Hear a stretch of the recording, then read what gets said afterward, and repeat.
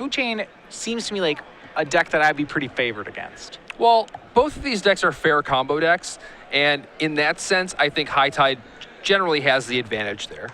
Yeah, they're both like these slower combo decks that get to play missed cards like Misdirection, Force of Will, Counter Spells. But thanks to the fact that High Tide is a very singular-minded deck, you know, it's trying to do just one thing, it can be brutally efficient at doing that. Yeah, and it actually can be pretty decent at disrupting your opponent also. Yeah, Feline starts with the turn 1 Sensei's Divining Top. She is going to get duressed by Andrew Wright. Now, one interesting thing that Feline has done in High Tide, if you haven't watched the Open Series a lot recently, is that she does have a full set of counterbalances in her board.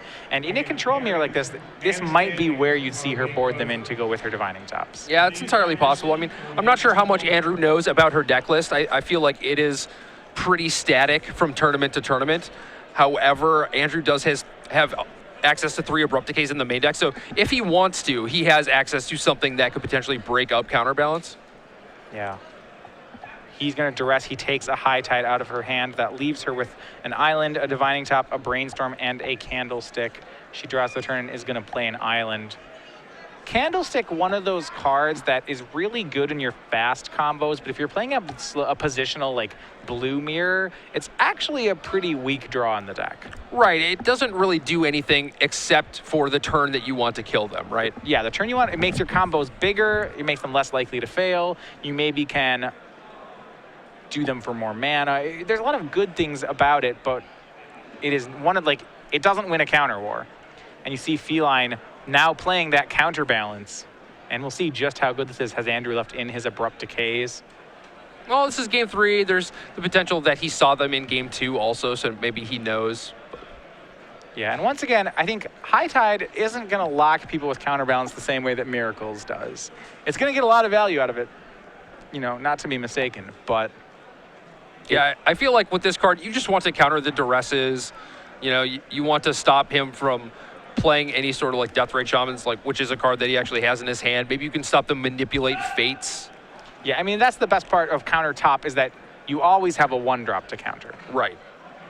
And she's going to spin top on end step in response. Andrew's going to go ahead and Vendilion Click. So she gets a chance to blind counter it. That's not going to work.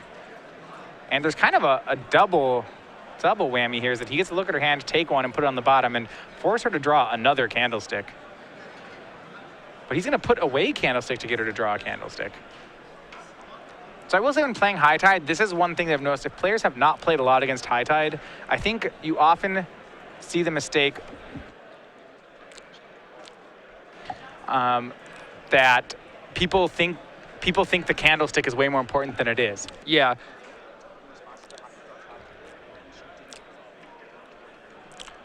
And like we were talking about, the Candelabra really doesn't do a whole lot up until the turn where Feline is actually going for the kill.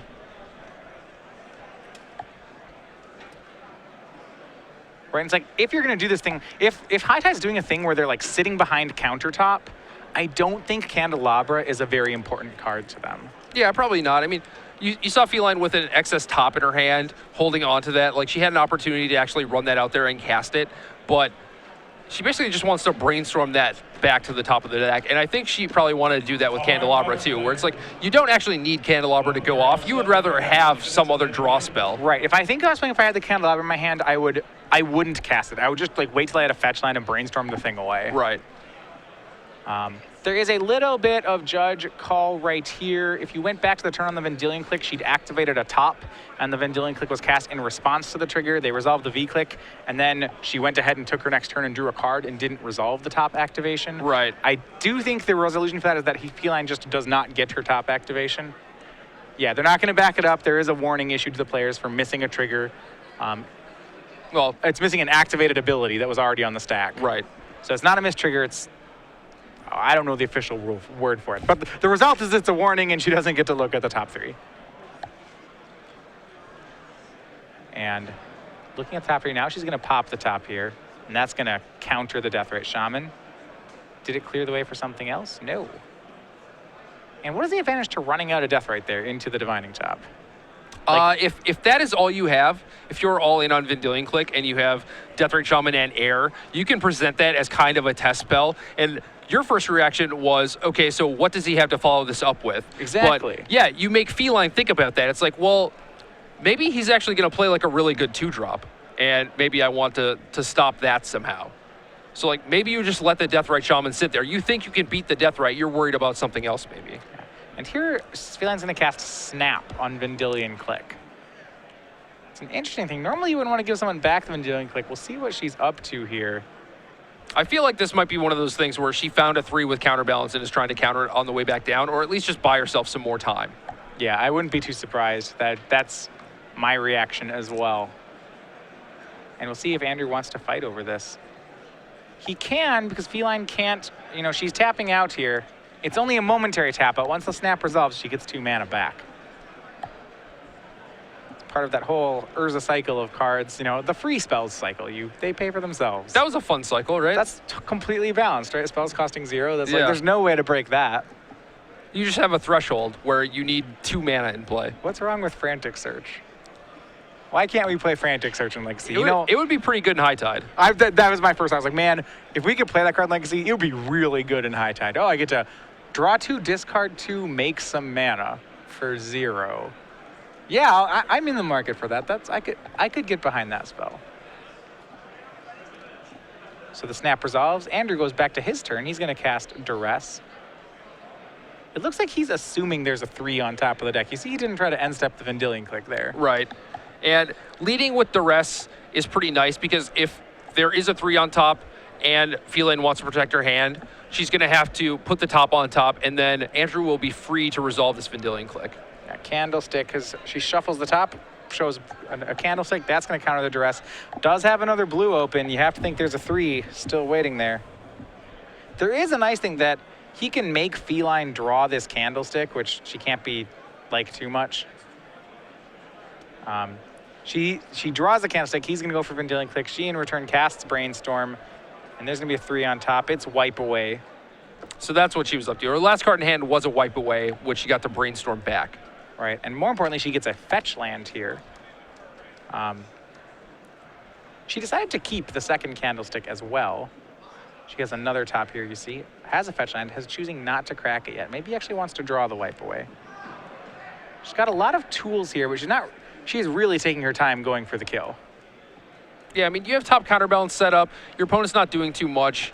I can't imagine thinking that something like Food Chain is going to have a lot of disruption that they could potentially draw into, right? So, like, you're not really losing out on waiting. I do feel like the waiting game favors the High Tide deck.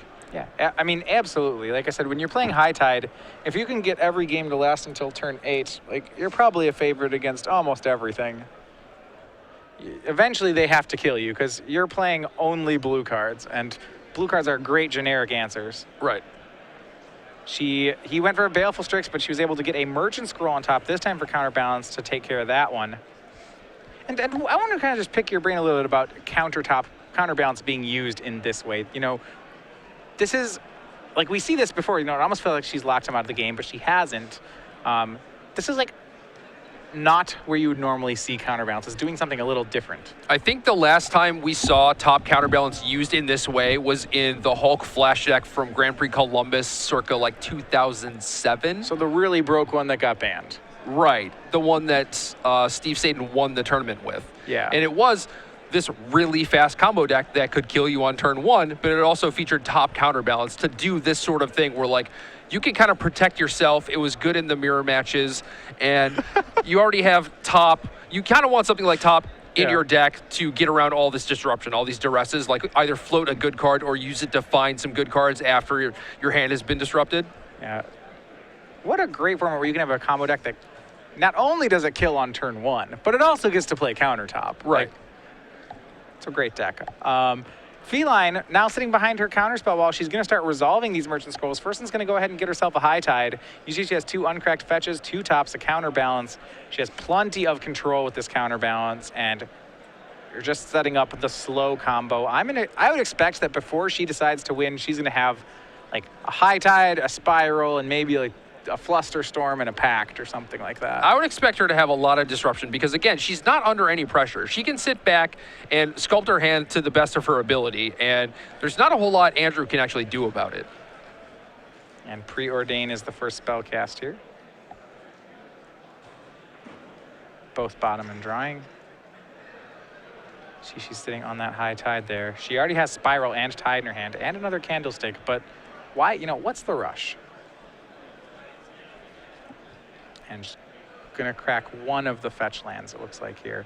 She has a Cunning Wish in her hand that she's gonna go ahead and burn to presumably get an offensive counter spell. I would imagine it's Pact of Negation. Right. That's what I would think as well. Cunning Wish, you see it here. It's gonna get exiled, assuming it resolves. And he has a Misdirection in hand. That doesn't do too much. He's gonna Flusterstorm it. And she can counter the original Flusterstorm, but the storm copies the copy-offs will still resolve. So she can pop a top, draw a card, reveal the top to counter the original Flusterstorm. She actually has to reveal it first. And you don't know whether that happened. You don't know what she said, or like if she verbally said counter it and didn't show it, is probably she'll get leniency on it. I mean, I think she's still okay. Like worst case scenario, she gets a land, puts the other top on top and reveals that, and then pays the one. So the next turn you have to spend a mana to replay your top, and that's not that big of a deal, right? Yes. Yeah. Okay, that's what's going to happen. So holding with all right. Yeah, she knew what she wanted to do and just kind of skipped a step. Yeah, so that copies the original Flusterstorm. There is still a copy. Now she pays for the copy. And now her Cunning Wish gets to resolve. And is it Pact of Negation? I imagine so. It's Turnabout. That's not too bad either. If she just can tap him out, then she can go off in peace. Yeah, she does have a Pact of Negation in her board as well. Yeah, Pact of Negation might be one of those cards that you side in because you'd rather have it as a Merchant Scroll target rather than a Cunning Wish target, so I can certainly see that. Sometimes you'll see people play 2 Pact of Negations in their board so that they can have one to scroll for and one to wish for post board. But you're absolutely right. It's very possible that the Pact is already in her main deck. It looks like she's actually getting Surgical Extraction. She's going to Surgical out the Flusterstorms. I kind of like this. This is like wish for Pact of Negation. You get to stop one spell, right? But now it's basically just like wishing for a peak. You get to see what Andrew's up to. Exactly. And what I like more than, it's not just he's removing the Flusterstorm, it's just that she's looking at Andrew's hand. And that's pretty important here. I know when I played High Tide, like I try to play a couple of Jataxian probes just because like this effect is very powerful. Right. Yeah, I mean, knowing what sort of like spell pierce days, Force of Will shenanigans you have to play around is very important. Right. And the coast is mostly clear here. Remember, this is all on Andrew's end step as well. So she's setting up to untap and win this turn. Yeah. And that definitely looks like that's the plan. And I think she's got it too. It looks like it based on what she saw in Andrew's hand. Things could potentially go awry. Ultimately, she is trying to kill with Time Spiral, which can backfire. Also, Andrew has a Misdirection in his hand with 4 mana on tap, so if Feline somehow gets careless and high tides, and then Andrew has extra mana, he can hard cast Misdirection on a Blue Sun Zenith. Like, I don't think these things are going to happen. She recasts her top, and she's going to give Andrew another draw. Without her Merchant Scroll there. Yeah, so like I was saying, Time Spiral could potentially brick, so I think Feline might just be setting it up to the point where she has enough things like Sensei's Divining Top in play, and it makes it very, very unlikely that she'll actually brick. Yeah. Alternatively, what she can do is, because she has 2 Candlesticks and 2 High Tides in hand, is she can actually just go ahead and Zenith and never cast a Time Spiral if she's worried about giving it Andrew something good. Like, she presumably has enough just raw mana right now that, one of the ideas of High Tide is that you would like to cast as few Time Spirals as possible. And I think she can come off with casting 0. Yeah, I definitely agree with that. And we'll see. Maybe it's just 1 High Tide. If so, it's going to be harder. And well, at this point, Feline has top counterbalance, a lot of combo pieces. I'm not sure how much interaction she actually has, but what is the worst that Andrew could do, right? Yeah, he's going to cast Duress. She'll spin top. There was a 1 on top. It's a Ponder. Reveal it. Duress is countered. Andrew with not much. It looks like he has a Mist Hollow Griffin, a Vendilion Click, a Misdirection. And okay, this is the turnabout. She scrolled for turnabout, and this is on Andrew's end step. She's going to turnabout all his lands. You can misdirect turnabout. It does target a player. Ultimately doesn't accomplish a whole lot. I just know that Feline is very wary of that misdirection. That's what it seems like. So if you get Andrew to misdirect the turnabout has kind of already done his job. Exactly. She'd be more than happy to trade this with a counter spell. And you're going to see him do it. He's going to go ahead and tap her things instead. Maybe he'll tap her artifacts. That'd be pretty neat. It's still Ponder on top. Not going to counter misdirection. And the interesting part about turnabout is you think it's a modal spell like Cryptic Command, but actually you choose which thing you're tapping.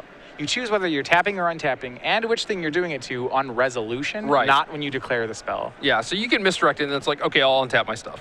Right, I can be like, tap your lands. You can be like, no, actually, I'll misdirection it. I'll untap my creatures, and if that works.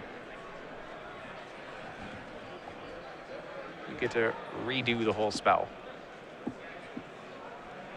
And that works because the card is formatted. It's old, so it works. Like, I think where that printed now, it wouldn't work this way. Yeah, I agree with that. It's from Tempest, I believe. Or is it Saga? There's a Saga? Oh, I'm totally off. Okay. Oh, yeah. You're right. We have all these things where we just get to just all this free resource stuff in Urza Saga. God.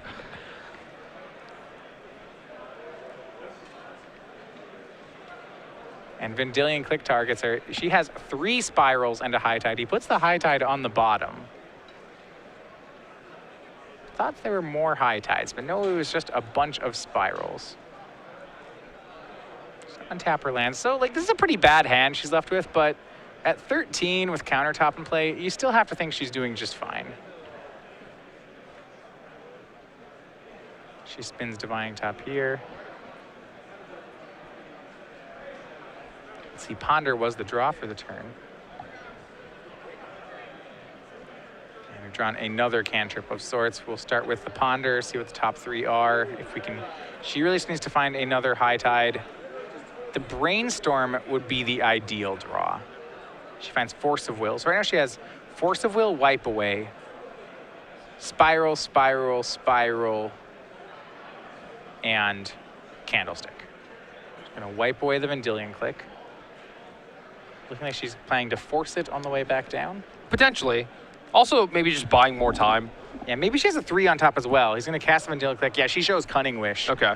So, much stronger. Now Andrew, once again, with no clock. And, like, that's what she's done with Counterbalance this game, right? She's just, he never has a clock. She's getting infinite turns with this thing.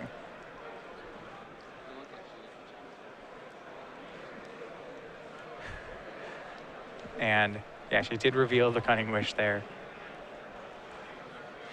There's some time trouble happening here. So they're at about a minute.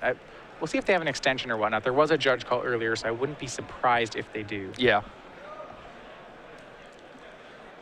And looks like Feline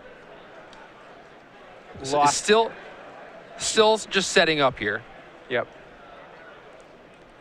And Andrew's going to go ahead and from exile going to cast a Mist Hollow Griffin. You can only keep this deck off 3/3 flyers for so long. You need to pacifism that guy. Yeah. You can pacify him. Play a 3/4 flyer. And he's going to go for Pithing Needle. Well, that one's certainly not going to work. We'll see how Feline decides to counter it. Spin top first, see if she can find a 1. Yeah, still has the Brainstorm on top. Yep, and she'll show it. That counters the Needle.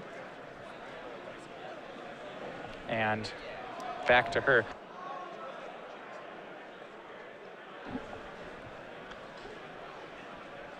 And she's going to cast Cunning Wish for High Tide. And remember, you wonder what a High Tide is doing there? That is a nod to the fact that Food Chain and many of these decks play surgical extractions in their own sideboards. The reason you board one out is so that they don't surgical all 4 of your High Tides. Right, and back in the olden days, you could let them surgical all 4. You'd still be able to Cunning Wish for any card that was exiled, but no longer. All right, we have reached time in the round. This is turn 1.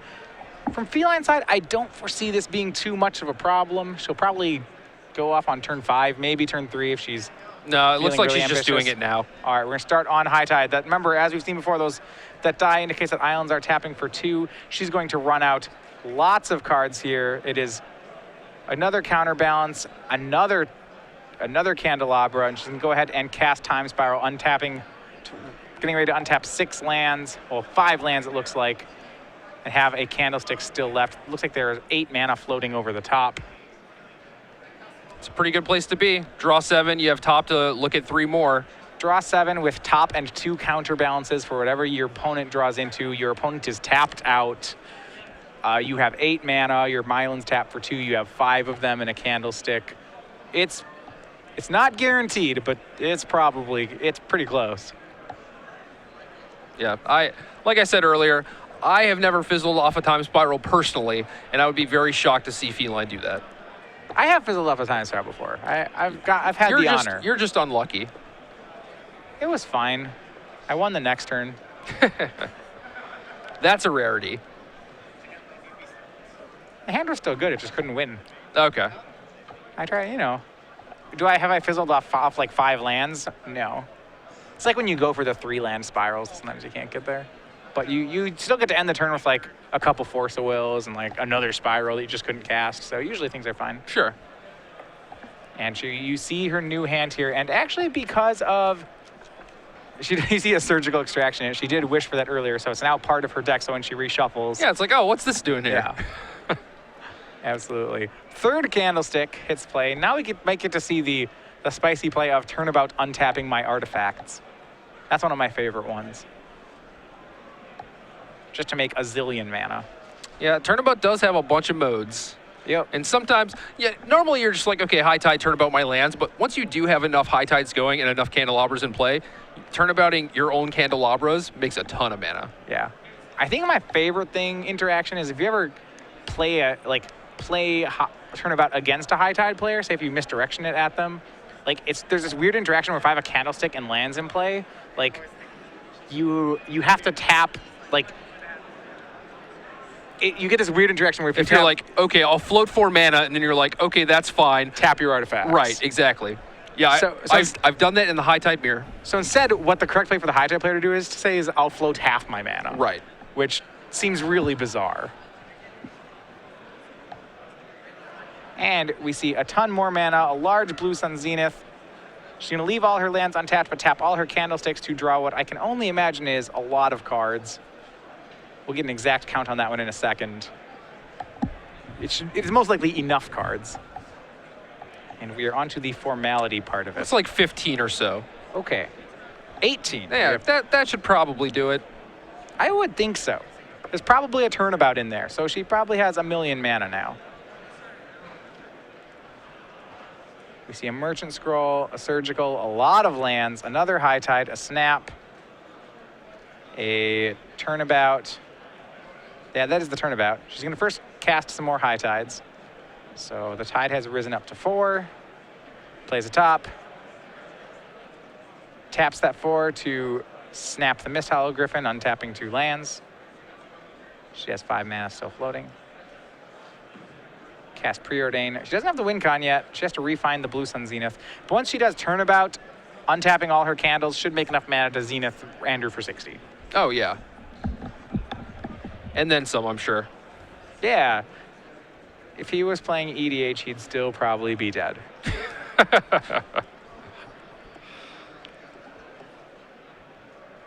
Let's see here, yep. Merchant Scroll. She's going to go ahead and get that Blue Sun Zenith again. And now I imagine you see Turnabout. She's going to float all her mana here, cast Turnabout, untapping artifacts. 3 more candlesticks. Don't have an exact count on the mana, but we have 6 lands each tapping for 5 apiece, so that's 30 mana, 6 to untap them. Every candlestick represents 24 mana. So right there, she has 72 mana on the 3 candlesticks, which is more than enough to mill his whole deck. It's either a Blue Sun for 8 or 62. And there goes. Feline Longmore takes down game 3 in extra turns. She defeats Andrew Wright, and she also moves to 7-0. And what I would have to imagine is the second player in our top 8.